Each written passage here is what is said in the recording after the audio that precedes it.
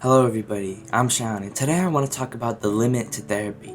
Now, we should all consider therapy when going through our mental health issues, when going through depression, anxiety, PTSD, even simple problems like heartbreak, right? Every problem that you have is simple, right? It's just that it feels so complex. The feeling of it is so complex, especially when you feel lost, right? You don't know what to do, right? So, essentially, therapy is never a bad thing, right? Therapy is never going to be a terrible thing for you, right? But it can turn into a terrible thing, right? And it can even hurt you, right? Because too much positivity can actually hurt you, right? You don't want to be, if you're trying to live a positive life, you don't want to push yourself all on the positive side, right?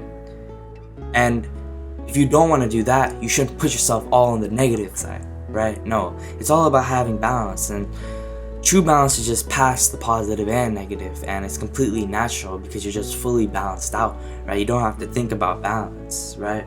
So if you have to think about balance and force yourself to balance yourself out, you're still finding balance. But once true balance is found and fully seeked, it's completely natural, and that's truly full freedom. So there is always going to be a limit to how much therapy you should get, right? Therapy is always different for everybody, right? What I talk about with my therapist could be different from what you talk about with your therapist, even if we have the same exact therapist and the same exact problems, right? Because we're always trying to find the root of our problems, especially when going to therapy from trauma, right? The root of our problems is always going to be trauma, right? Your depression is your depression. Your pain is your pain, right? That's just what you're experiencing right now. But why, right?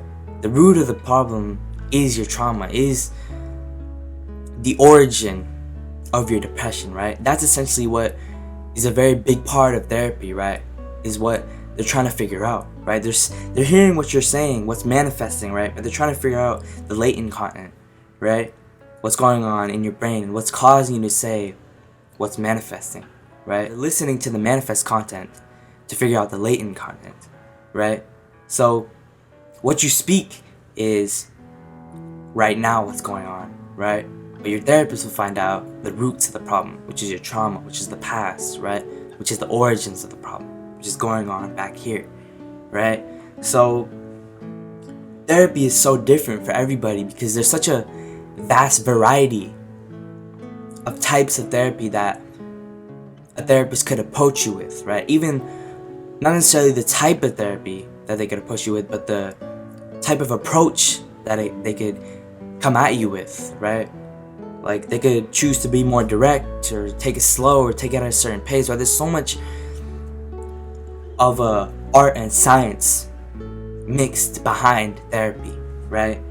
So for therapy in general, when dealing with mental health issues, how much is truly enough, and how do you really know how much is enough? Because there's always going to be a limit for you that you truly have to find out for therapy. Now, to be honest, I can't really answer this for you specifically, right? That's something that you have to figure out. But I can share you my insights and what I went through to really help you understand how to really understand your limit to therapy, because you will figure it out. That part is pretty easy, right? Because you don't want to be going to therapy every day, right? You don't want to be going to therapy once a month, right? But some people might actually need to go to therapy every day, and some people might actually prefer going to therapy once a month. That's where the confusion comes into place, because you don't know, right? It's all about what you're going through, right? There's no specific structure to therapy, right? You can get it twice a day, right? You can get it once every day, once every week, twice every week, right? So what happened for me is that when I first started therapy, I was getting it once a week, right? And something that happened is that I was getting too understimulated, right? Because I was figuring out so much stuff and uncovering so much stuff that I needed someone to talk about it, which actually, from the understimulation of not talking about it, I became overstimulated and it became too much, right?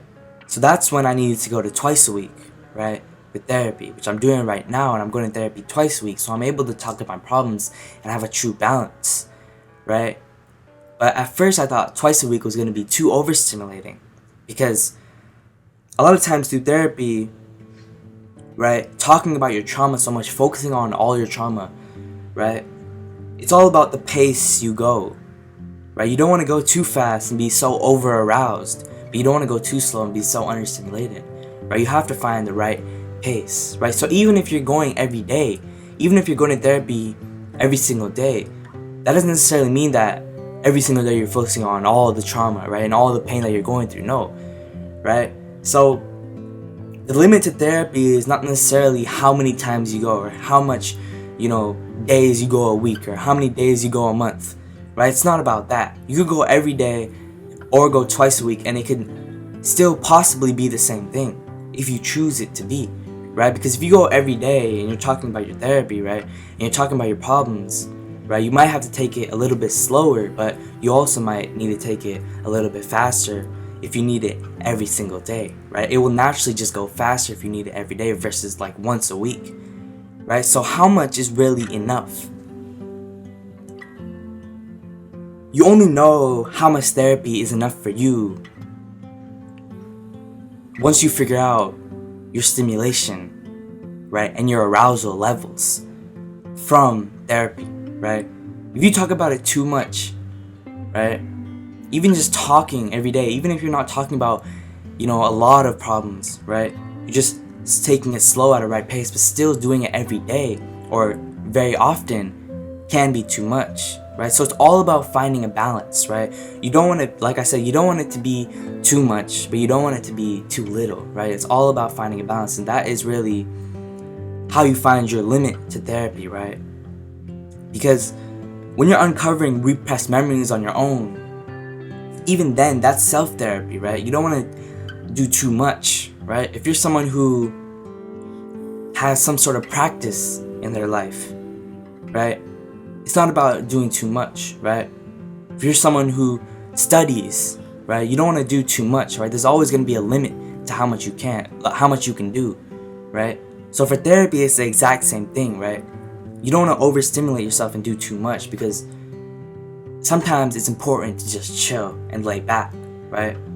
Sometimes you shouldn't focus on your pain so much, and you should just chill. That's when the useful coping mechanisms come into place, and you just are able to just chill and able to just lay back and sit, right, and be free for a while, even if it's just for a while, right? That's when coping mechanisms are useful. But if you're coping with your mechanisms forever, right, and it becomes your entire life and your new normal, now you're just hiding, that's when it becomes bad. So it's all about finding balance.